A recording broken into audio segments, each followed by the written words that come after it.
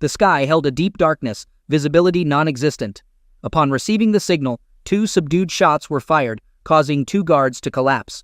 Shots continued for the next 15 minutes. Once everything fell silent, the radio echoed. The building cleared, ready for evacuation. 14 years later, I found myself by the hotel room window, gazing at the sunset, reminiscing about how it all began and reflecting on how I ended up here, sipping my vodka. The liquid burned as I swallowed, mirroring the memories of the past several weeks. Nevertheless, I held on to the hope that all was not lost. You see, 6 weeks ago, I stumbled upon the discovery that my wife of the past 12 years was having an affair. The revelation occurred by accident. But isn't that how most clueless husbands find out? By the way, I'm Logan. Jamie and I met during our junior year in college, dated until graduation. I joined the Marine Corps, and she embarked on a job search. Back then, I loved her, but didn't want her to marry me while I was stationed in who knows where. It seemed unfair to her. So, 5 years later, after completing my Marine service, I returned home and within a few weeks secured a good job with a large company in their sales group. It turned out my boss was also a Marine and had a preference for hiring former military types due to our disciplined work ethic. I excelled in my job, making a name for myself. During this period, I decided to re-enter the dating scene, exploring online sites. To my pleasant surprise, I found my college sweetheart Jamie on one of them. God, she looks good in those pictures. Now, Jamie may not have supermodel looks, but she possesses a body. In college, she pursued modern dance, prioritizing staying in shape. And what a shape she has. Standing at 5 feet 6 inches with legs reminiscent of a dancer, she is not overly muscular but curvy, boasting an amazing figure. Her long, flowing, rich brown hair frames her face, accompanied by those dark brown eyes and a smile that melts my heart every time I see it. She exudes that girl-next-door look, sweet and innocent, with just enough amativeness thrown in for good measure. I signed up as quickly as possible and contacted her immediately. It wasn't until a week later that she responded, questioning where the hell I had been and why I hadn't called or emailed her over the last 5 years. If she was this upset at me for not contacting her during my Marine service, then she must have missed me. This was a very positive sign. Soon, we were dating and essentially picking up where we had left off in college. Within a year, we were married, and a year later, we welcomed our first child, Rebecca.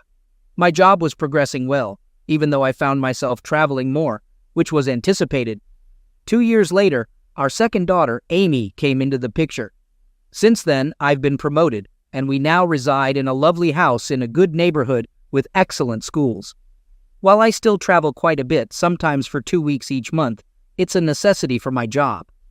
It wasn't until a few years later that Jamie began questioning when I would reduce my travel. She missed my presence and felt safer when I was home.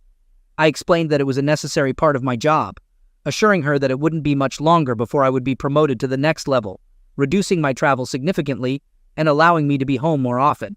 She reluctantly accepted this, but wasn't thrilled to see me go on my next trip. Looking back, I should have realized there was trouble brewing, but I fully loved and trusted my wife, making me blind to the initial signs of a problem. The first clue was our arguments over trivial matters. Upon my return home, she would blame me for things unrelated to me. If you were home more, this wouldn't happen, or we need you here, not gallivanting all over the country. She had a valid point, though it took me a while to realize it. The second clue surfaced when I found some of her new lingerie in the laundry. While searching for a shirt, I came across silk underwear and a matching silk top. My wife typically has simple tastes, opting for a t-shirt and shorts or sweatpants for bedtime. The only time I'd bought her something from Victoria's Secret, she wore it just once and never again. However, the lingerie I found was unfamiliar, and I assumed she bought it for herself. The third clue was the decline in our bed activity. Our once passionate and romantic encounters dwindled, with her offering various excuses. Exhausted myself, it didn't initially seem problematic, and I believed things would return to normal once my travel reduced. I refrained from pushing her, aware that pressing the issue would worsen an already challenging situation. The final blow was devastating when first revealed, and I was hesitant to accept it. A mutual friend saw Jamie with someone at a farmer's market 40 miles away from our home. Initially thinking it was me, he observed them holding hands, laughing, touching, and kissing. When he approached, he realized it wasn't me. Sensing something amiss, he discreetly walked away, following them for a while until they drove off in a car. I still remember that call. My cell buzzed as I was leaving a meeting. Frank called me and informed me that he had something important to discuss. I told him I was in between meetings and couldn't talk, suggesting we could talk later.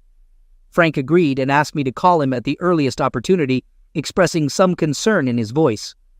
I assured him that I would and asked if the matter was urgent, to which he replied that it could wait. I hung up, not dwelling on the call, assuming Frank would have informed me if it were urgent. Later that evening, I returned Frank's call. I inquired about the reason for his call and what was so important. Frank hesitated before revealing that he had seen my wife out with another man earlier that day. I asked if she was with a friend, feeling a sense of nervousness. Frank struggled to convey the difficult news, stating that they appeared to be a couple, holding hands, laughing, and kissing. He apologized for being the bearer of such news and suggested that my wife might be having an affair. Those words hit me so hard that I was left feeling numb. What made him think that? We were happily married, and she had no reason to. I couldn't complete the thought. Clues I had noticed earlier suddenly made sense, yet I resisted believing it. Frank brought me back, expressing that he knew it was hard, but I needed to be aware. He suggested there might still be hope to save my marriage and offered his support, telling me to let him know if I needed anything. I acknowledged and thanked him before hanging up, sitting on the bed and grappling with the reality or potential cruel joke. As I pondered, anger intensified at the thought of my wife cheating. During the flight home, I began to cool down and think more clearly about what needed to be done. Without solid evidence, I didn't know where to start. Upon landing, my first call was to Frank, seeking details about the man she was with. Protecting my daughters from our issues was crucial. I wanted to salvage our marriage. Frank advised me not to do anything I would regret and shared that he had a friend who went through a similar situation. He suggested I talk to him for insight on handling the situation, emphasizing the importance of avoiding trouble or making things worse. Frank's advice resonated, and I realized I needed guidance from someone who had faced a similar situation. Right now, the best course of action is to head home and act like everything is normal. If she suspects you're onto something, it'll be tougher to gather evidence against her. I hope I'm mistaken, but I'm certain about what I witnessed that day. Frank was correct. Upon reaching home, I managed to compose myself enough to behave normally around Jamie and the girls. It wasn't a walk in the park, but I somehow pulled it off. In the following days, I searched the house for any clues of her affair, but nothing stood out. Yet, a nagging feeling persisted that I might be overlooking something. Frank called, suggesting I talk to his friend.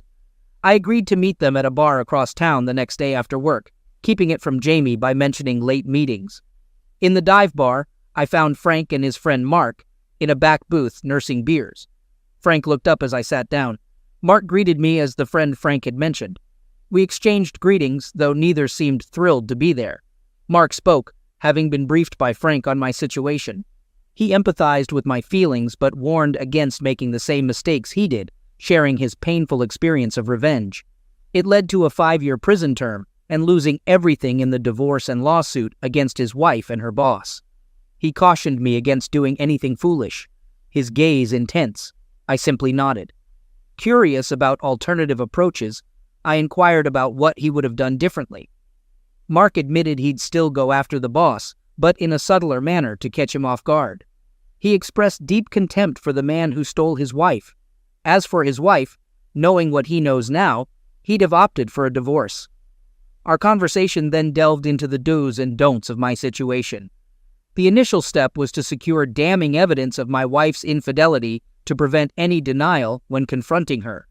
The second step involved consulting a divorce lawyer to understand how to protect assets and determine my rights in this situation. The third was to keep a substantial amount of cash on hand in case she discovered my actions and froze accounts and credit cards. Lastly, securing a small apartment or alternative living arrangements was crucial in case I decided to leave, ensuring I had a place to stay. While these suggestions were sound, I initially believed I could resolve the issue through conversation. However, as soon as I mentioned this, Mark pounded his fist on the table. Mark emphasized the importance of not doing anything stupid, pointing out that her new boyfriend might be filling her head with tales. He suggested that before approaching my wife, I needed to understand what she had been told and what she believed. Mark drew parallels to my military background as a Marine, highlighting the significance of good intel in battle. He stressed the need for a plan of attack and a strategy for when things go sideways, emphasizing the importance of knowing which way is forward. His question about my military service caught me off guard, and I confirmed that I was a Marine. I questioned the relevance, and Mark continued to stress the importance of having a plan and strategy, drawing connections to my current situation. I sighed, struggling to accept the possibility of my seemingly happy marriage coming to this. Mark apologized quietly, and we sat in silence until Frank broke it, asking about my plan and how I wanted to handle the situation. Realizing the necessity, I expressed my desire to salvage my marriage if possible. But more than anything, I wanted the other man to suffer without risking my own freedom. I made it clear that obtaining proof and intel on my adversary was a priority. Mark smiled at my last comment. He advised against hiring a private investigator, citing his own costly and unproductive experience. With access to her bank, credit card accounts, and phone records, he suggested checking for unusual purchases or calls. Additionally, exploring the possibility of a second cell phone and setting up hidden video cameras around the house for both visual and audio recording. Despite the discomfort, I agreed, determined to make him pay. Our conversation continued for another hour, during which I mentally noted the suggestions offered. Mark's advice emphasized the importance of not discussing the situation at work until I identified my wife's potential lover, considering the risk that someone familiar with my schedule might catch on. He also mentioned he would have approached his wife's lover more subtly, sparking my determination to devise a plan to outsmart this person. However, I needed more information and assistance. The next workday, I scrutinized my upcoming travel plans for the next month, discovering a 2-day trip. Concerned about someone at work knowing my schedule, I discreetly spoke with my boss, suggesting I might extend the client visit to a whole week. He approved the idea without hesitation. The subsequent step involved creating the illusion of being away while secretly returning. Using a prepaid debit card with cash, I purchased a return ticket on another airline. Online, I acquired several spy cameras and a regular camera with a powerful zoom and good low-light capabilities. This constituted the first part of my plan to uncover the identity of this person. The second part aimed to capture them in the act on video, eliminating any doubt of her infidelity. My day was dedicated to meticulous plotting and planning, a skill at which I excel. However, the crucial missing piece of information was the identity of the man involved. Until that was resolved, I couldn't trust anyone, not even my best friend and boss, Hal. Recognizing it would take time to unveil this person's name, I remained determined. By week's end, all the ordered items had been delivered to Frank's home. Now, I just needed the opportunity to discreetly install the spy cameras around my house. With Jamie's Saturday shopping routine with her girls and mother, the house would be empty. After several hours, all the cameras were in place and tested. I could even monitor them in real time from my tablet or laptop over the internet and observe what was happening. With the cameras installed, I proceeded to search the house for clues. Initially, I checked the credit card bills for any unusual charges, followed by an inspection of her closets to see if she had purchased any new, more revealing or shapely clothes. While my search didn't yield concrete evidence, I came across a few newer items, including a very short red dress I had never seen her wear before. The idea of her wearing it for anyone but me troubled me. Despite the lack of definitive proof, the red dress represented a departure from her usual attire, driving me to the point of needing time to think. I opted for a 5-mile jog in my running shorts and shoes, a long run that typically calmed my mind and provided clarity upon my return. As I arrived home, spotting Jamie's car in the driveway, I knew my daughters, whom I affectionately called my angels, were home. Their voices and laughter as I walked in never failed to bring a smile to my face. Calling out to Jamie, I was joyfully greeted by my girls running from the family room to share their day. Jamie emerged from the kitchen, inquiring about my run and kissing me on the cheek before shooing the girls away. After dinner preparations consisting of pork chops, I enjoyed a shower and our evening meal, followed by putting our girls to bed. In the family room, we watched TV, though my preoccupation with thoughts of Jamie's actions during my trips rendered me oblivious to the screen. Feeling overwhelmed, I announced an early bedtime, retreating to our bedroom. In the bedroom, noticing Jamie's purse on the hope chest, I took a chance and searched for clues. To my dismay, I discovered a cheap cell phone previously unknown to me. Turning it on, I recorded the number and reviewed the call log, finding only one unfamiliar number, which I also noted before powering off the phone. This newfound evidence compelled me to finally accept the fact that she was having an affair. Heartbroken and consumed with a desire for revenge, I remembered Mark's advice not to act impulsively and resolved to be patient. Quickly changing, I went to bed, pretending to be asleep when Jamie eventually joined me, avoiding conversation to prevent unintentional revelations. The next few days were challenging, attempting to maintain a semblance of normalcy after uncovering damning proof. As the morning of another business trip approached, I went through my usual routine, packing my bags into the car. Just before heading out, I casually asked Jamie if she had anything special planned during my absence, receiving a strange look as she mentioned the usual routine. Racing through possible explanations in my mind, I bid a quick goodbye and drove to the airport, wondering if the cameras in our house would capture her with the person involved. Despite hoping for her decency to refrain from bringing him into our bed, I became increasingly certain that, before all this, she would never have cheated on me. In the following days, concluding my work with the particular client in record time, I packed up, preparing to return home. That evening, I monitored the video feeds from the cameras but found nothing unusual. Consequently, I opted to review earlier recordings. The system initiated recording when someone entered the camera-equipped room, storing all footage centrally, accessible remotely. As I fast-forwarded through that day's recordings, I discovered a moment when Jamie was on her secret cell phone. I stopped and reversed the video to observe her answering the phone, then played it at normal speed. The audio quality was poor, but I heard enough. She was speaking to someone, referring to them as baby. They discussed my absence for the week and the logistics of meeting discreetly at a motel. Despite my urge to hear the rest, she laughed and turned her back to the camera, making it impossible for me to catch the entire conversation. When she turned back, she continued, instructing the person to park down the street at a coffee shop a few blocks away. "Okay, baby, I can't wait. I'll see you tomorrow night." I couldn't believe what I just heard. He was going to be in my house and our bed.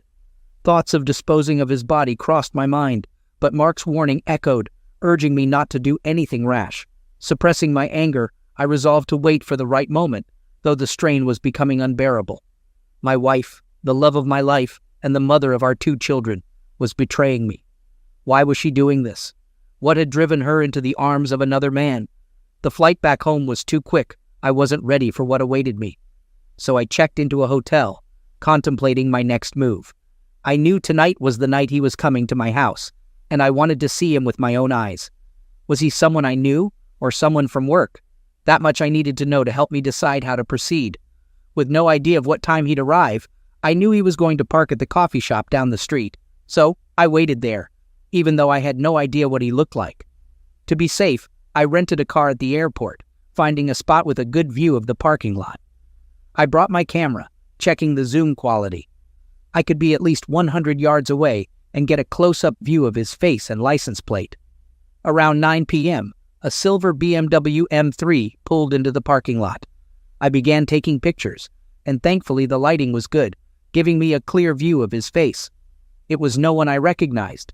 He parked on the other side of the lot, away from the coffee shop, then started walking towards my house. I took a deep breath to control my rage while sitting there. I accessed the Wi-Fi from the coffee shop, viewing the cameras in my house. After several minutes, I saw him enter and passionately kiss my wife.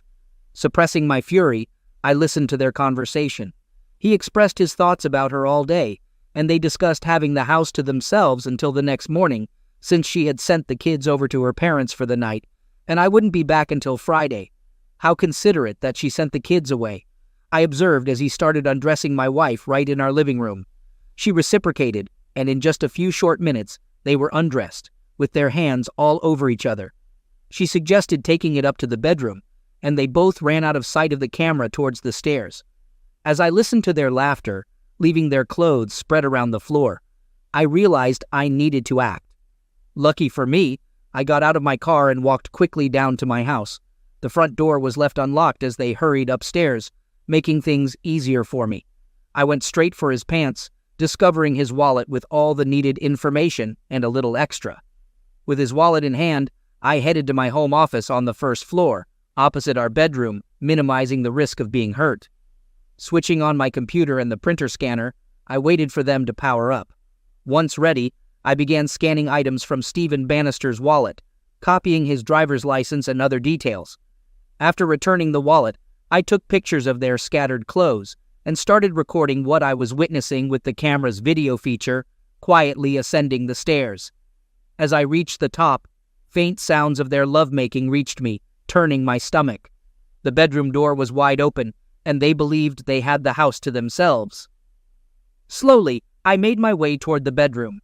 With their voices getting louder, I found myself in the doorway, observing Steve on his back, undressed, with my wife on top in the classic 69 position, pleasing each other. They were so engrossed that I managed a few steps into the room unnoticed. Aware that the hidden cameras didn't offer the best definition, I desired high-definition footage. I recorded several minutes before resisting the urge to grab a baseball bat and attack him. Mark's wise words echoed in my mind, "Don't do anything stupid." So I backed out slowly and left the house. Driving back to the hotel, my mind was a mess, and the hate I felt was at an all-time high. I couldn't remember being this mad, and it was starting to scare me. I called Frank, sharing what I had done and the information obtained. Frank acknowledged my actions, but expressed concern about the risk of being in the house again. He apologized for the situation and offered any help he could provide. I thanked him and mentioned my need to talk with someone and my intention to ask Mark for a favor. Frank agreed to arrange a meeting with Mark over the weekend, as Mark had expressed a willingness to help. After the conversation with Frank, I attempted to sleep without success.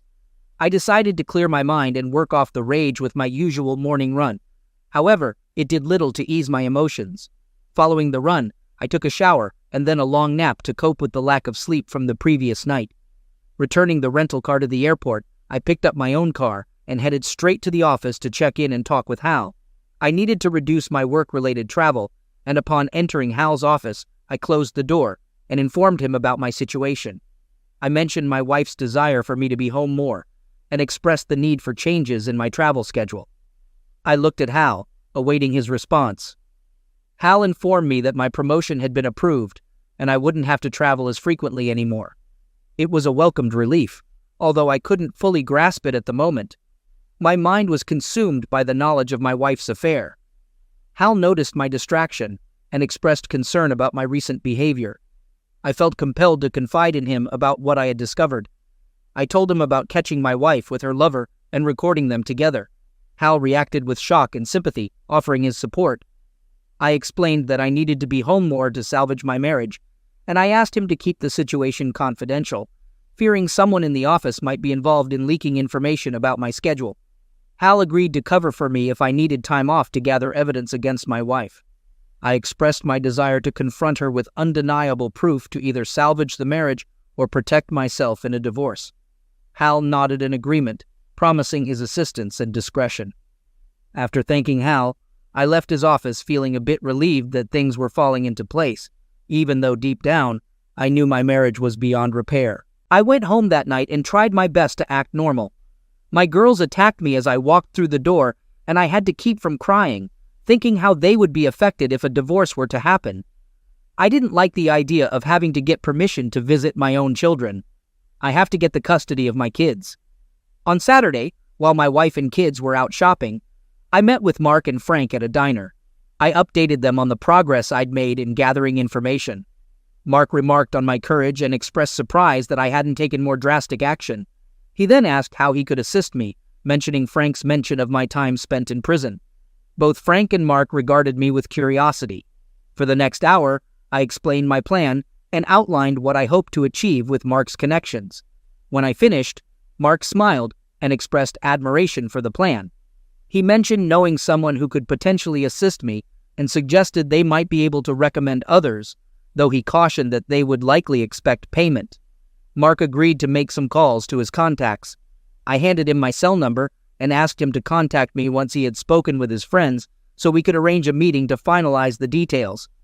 After discussing a few more ideas, I planned to implement them as soon as possible. I realized I needed to make some additional online purchases to prepare for the next phase of my plan. The rest of the weekend went the way most weekends go, with one noticeable difference. Sunday night. My wife and I usually make love that night. This time she wasn't feeling well. It wasn't the first time this happened, so it was not surprising. But it had been over a month since the last time we were close. My next trip was coming up, and I asked Hal for the following week off. But if anyone called the office, they were to be told I was on a normal business trip. He had no problem with that and wished me luck. So now I had to let my wife know my next trip was going to be longer. She was not happy, but that was to be expected. I reassured my wife that my frequent traveling would soon come to an end, and that I would be home more often. Trying to lighten the mood, I joked that I would be around so much she'd get tired of me. However, she didn't respond with a smile. Instead, she sighed and told me to call her when I arrived at my destination. Her demeanor was distant, and I couldn't shake the feeling that our marriage was coming to an end. I rushed out the door before I said something I'd regret and drove to the airport again. The meetings with these clients went very well, and a deal was reached early, so I was able to fly back a day sooner. I kept checking the cameras during the week, but he didn't reappear at my house.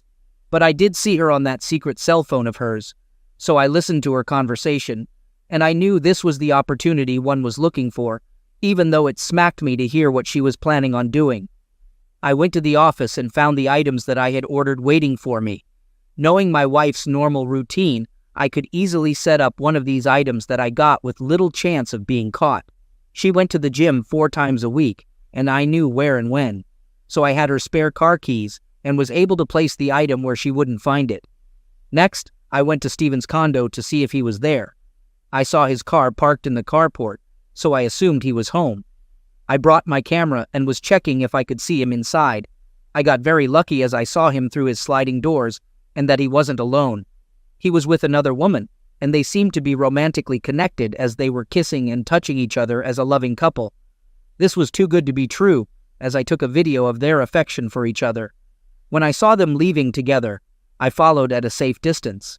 They went for lunch, and this gave me a chance to place the other item on his car. This was a little more difficult and dangerous if someone saw me, but I was able to do it without being caught. Now all I needed to do was wait. That was the hardest thing for me to do. I received a call from Mark, who informed me that he had a friend who could assist with my plan. We decided to meet in my hotel room to avoid being seen together in public, considering the nature of the activities we were planning. When they arrived, Mark introduced me to Joe, a computer hacker who could help with our scheme. Over the next hour, I recounted the details of my wife's affair and expressed my desire for revenge against her lover. I showed them copies of the contents of the man's wallet that I had obtained. Joe raised concerns about the legality of our plan and demanded to know what was in it for him. After considering for a moment, I offered Joe $5,000 in cash. He agreed to the terms, but insisted on receiving half of the payment up front and the remainder upon completion of the job. We discussed the need to gain access to the man's condo to access his computer and gather additional evidence against my wife. With the intel I had on Steven, Joe used my laptop to review his recent purchases. What stood out were the 2 airline tickets to Las Vegas and a hotel reservation for 5 nights. This signaled our decision to break into his condo, prompting Joe to ask if he knew whether there was an alarm system. I admitted uncertainty, so Joe agreed to investigate and get back to me. If an alarm system was present, he insisted on an increased payment for facilitating our entry. I agreed to pay him more, contingent on justification. It appeared my wife was planning a final trip with this individual. I checked my tablet to confirm the functionality of the tracking devices I placed in their cars, accessible via my tablet or smartphone, to monitor their locations. Additionally, I examined home video cameras, confirming she had packed a small carry-on bag for the trip. The day arrived, and I monitored their progress from my hotel room. I called Joe and he agreed to meet later that afternoon. While he hadn't identified any visible alarm systems, he emphasized the need for caution. We met a few blocks from Stephen's condo and discussed the plan for gaining entry. Joe, drawing on his prison experience, possessed the skill of lockpicking. It was just after sunset, and the growing darkness would help maintain discretion. Joe, with his laptop in a messenger bag and my camera at the front door of Stephen's condo, immediately knelt down and worked on the locks for almost a minute. Soon, the door was open, and we entered, first checking for any signs of an alarm system. Satisfied that none existed, we proceeded to locate Stephen's computer. Fortunately, it was openly accessible, allowing Joe to carry out his tasks. I interrupted saying, "Wait," as I slowly recorded a video of the room's layout. "I want to ensure we leave everything as we found it." Joe nodded in agreement, acknowledging the importance of leaving no traces behind. He resumed his work as I explored for potential incriminating evidence. Browsing through his mail, including bank statements and credit card bills, I ventured into his bedroom, capturing video footage. The remarkable cleanliness and high-end furniture suggested affluence, leaving me still uncertain about his profession. Joe's exclamation of "pay dirt" brought me back to the living room. He successfully accessed Stephen's online bill payments, discovering checks and extra credit cards. I was pleased, having brought a card reader to record information from the magnetic strip. Joe proposed making copies for online purchases, potentially maxing out his cards in a few hours. Joe grinned and inquired if it was possible to empty out the man's bank account. I confirmed that it could be done, intending to carry out the transaction from the man's computer to make it seem legitimate. Joe mentioned the possibility of the bank calling to verify the transaction, but assured me that no password was necessary, as I had already copied the man's social security number from his wallet. I chuckled at the man's carelessness and gave Joe the go-ahead to proceed. Expressing my desire to inflict maximum damage on the man, I suggested emptying his bank account immediately and sabotaging his credit cards on the day of his return from Las Vegas. Joe enthusiastically agreed, referring to it as a fitting homecoming gift. He emphasized the importance of covering our tracks to avoid any repercussions. I reassured him that I was taking precautions to avoid detection, pointing out the latex gloves we were wearing as evidence of our caution. I went back to search through his bedroom and didn't find much until I looked in the back of his closet. I found a shoebox with several recordable DVR discs. They were labeled with the names of women. As I pulled out the box, I dumped it on his bed and started to sort through them. I didn't recognize any of the names until I saw Jamie's. That idiot had recorded the two of them together. But why? Joe called me over to the other room to show me something he had found. He explained that the man we were targeting was involved in blackmail, possessing numerous videos of women with Stephen. These videos showed the women's faces clearly, but Stephen's face wasn't always visible due to the camera angles. Some emails indicated that the women were being extorted for money, with threats of using the videos against them in court. Joe speculated that Stephen preyed on married women with children, exploiting their vulnerabilities for his gain. Seeking retaliation, I asked Joe if Stephen kept all the videos on his hard drive. Joe replied that he wasn't certain, but suggested that the DVDs found in the closet might contain the only copies. I decided to gather the DVDs and search for a backup drive, but couldn't find one. Returning to Joe, I learned that he had located the backup drive. After instructing Joe to do a full backup and wipe the laptop's drive, I explained our plan to bankrupt Stephen by ruining his blackmail scheme. I also expressed my desire to inform the women involved that they were no longer under threat. I asked Joe to print out all relevant emails so I could set up an email account to communicate with them. He offered to set up the account from Stephen's computer, and I agreed to the idea. After wrapping things up, I did one last sweep of the place before we locked up and departed swiftly. Back at the cars, I gave Joe an envelope containing the remainder of his payment, expressing my gratitude for his assistance. We shook hands, and he assured me he'd be ready to carry out the next phase of our plan when needed. With that, he drove off, and I returned to my hotel to continue implementing my scheme. I called my in-laws to check on my children. My father-in-law answered, and I greeted him cheerfully, inquiring about the kids and expressing my hope that they weren't causing any trouble. He reassured me that the children were behaving well and mentioned Jamie's weekend trip with her friends. I feigned ignorance and said I hadn't spoken with her yet, emphasizing that I wanted to ensure the kids were settled before contacting her. After our conversation, it was evident that Jamie's father had no knowledge of her affair in Las Vegas. It further solidified my disdain for her actions. My next call was to the house, which I knew she wouldn't be there, so I left a message. Then I waited an hour, and when she didn't call me back, I called her cell again. She didn't pick up, so I left a message saying I was worried that I had called the house and you didn't answer or called me back, and now you don't answer your cell. Please call me just so I know you're okay. I also added that if I didn't hear from her within the hour, I was going to call her parents. 15 minutes later, I received a surprise call from Jamie. She asked if everything was all right, mentioning that she had tried calling the house but received no answer. I assured her that everything was fine, explaining that I had taken the girls to my parents' house after spending time with friends. Jamie's response sounded somewhat tense. I suggested we have a night out together once I returned home in a week, but her response seemed uncertain. Feeling suspicious, I pressed Jamie, teasing her and attempting to make her nervous. She claimed to be tired and hinted at wanting to end the conversation. Respecting her wishes, I bid her good night and expressed my love before ending the call. Despite my efforts to remain calm, anger began to resurface within me. I didn't sleep well, and so I was up early doing my morning run. I got back to my hotel room and took a nice long shower. Afterward, I called the office and checked if anything needed my attention, but all seemed to be going smoothly there. Then I got the call. Every parent fears Rebecca was injured at school and had to be taken to the hospital. At that moment, nothing mattered to me more than the safety of my child. The school called my house first. When no one answered, they tried to call me at work, which in turn, someone from my office called me. I called the school back, and they informed me she had broken her arm and was at the emergency room being treated. I rushed out the door and went straight to the hospital.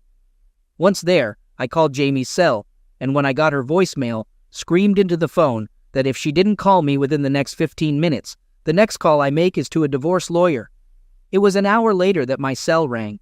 I saw it was from Jamie. I rejected the call and sat with my daughter as the doctor set her arm in a cast. She was crying, saying she wanted mommy. I wanted to comfort her, but I didn't know what to say. It took some time, but she finally settled down, and I took her to her grandparents. My phone rang again, and again I rejected. When I had calmed down, I made a call to a good divorce lawyer and set up an appointment for the following day. Then, Jamie called again. I took this call. She greeted me sarcastically, commenting on my supposed luck at the blackjack tables and informing me that she had contacted a divorce lawyer. Through tears, she threatened to use the videos she had of me and Stephen together as evidence to gain full custody of our children. I reminded her of her absence when our child was in the hospital, crying for her mother while she was with her lover in Las Vegas. Attempting to reassure her, I suggested that she could start a new life with Stephen and potentially have more children. She insisted that it was me she loved and wanted. Feeling conflicted, I ended the call, unable to bear the emotional turmoil. I took Rebecca and Amy home and helped them pack their bags with some clothes and brought them to my hotel and got them their own room next to mine. Then I called Jamie's father and told him what happened at school, and that for the time being, we won't be living at home until some things can be resolved. My father-in-law called and asked about the situation between Jamie and me. I explained that we were having some problems, but suggested he speak with Jamie for more details. He informed me that he would be taking care of the girls for the time being until he was sure of their well-being and safety. Although he didn't fully understand, he wished us the best and hoped we could resolve our issues. I then contacted my lawyer and instructed him to proceed with serving my wife. Next, I called Mark and instructed him to wreak havoc on Stephen by maxing out his credit cards, emptying his bank accounts, and damaging his credit. Later that night, Jamie called me in distress. Initially hesitant to answer, I eventually did after receiving a text from her. She tearfully explained that Stephen was blackmailing her, threatening to share videos of them from Vegas with others. I responded coldly, suggesting that she had brought this upon herself by engaging in the affair. I hung up, knowing that Jamie needed to face the consequences of her actions. She had chosen to leave her home and marriage for her own pleasure, and now she would have to face the repercussions. After deciding to end things with Jamie, I needed to address her lover, Stephen.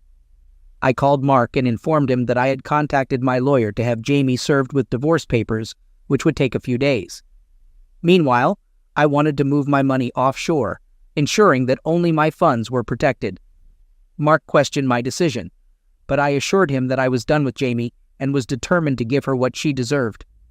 Mark mentioned a change in plans and suggested meeting at 5. We convened at a dive bar and engaged in a lengthy conversation that lasted almost 2 hours. Before parting ways, we shook hands and I handed him a substantial envelope. For the next 3 days, Jamie kept calling, and I kept ignoring. I wanted her to suffer. Friday evening, I got the call I was eagerly waiting for. It was a video call. I answered on the other end. There was a man tied to a chair and all bloodied. A voice in the background informed Stephen that his friend had a message for him. Stephen, looking at the screen, was addressed by someone who mentioned his recent trip to Tijuana and the exhaustion that must come with it. The speaker hinted at Stephen's financial troubles and suggested that his current situation would help him hide from the bank. The speaker continued, mentioning someone named Santiago and his special stew, hinting at a sinister implication. They explained that they could have pursued legal action against Stephen for alienation of affection, but opted not to waste their time. The message concluded with a farewell to Stephen, indicating that someone named Mr. Lopez was now involved. I saw Stephen for the last time that day. In his eyes, I saw fear. That is what I call a good investment. Stephen was still alive when he was lowered into the giant blue drum filled with Santiago's special mix. No one ever heard from him again. No one even asked about him. 7 months later, I was a free man. I got the custody of my daughters. I get to keep the house till both my daughters are 19, and then we can sell and split the difference. There was no alimony or child support. I wanted nothing to do with Jamie, but she has visitation rights, and I usually drop the daughters at her place and drive away. A year later, I started dating Lisa. She was previously Amy's schoolteacher, and it seems that Amy likes her company more than her mother. I have not decided on getting married, and I'm taking this slowly.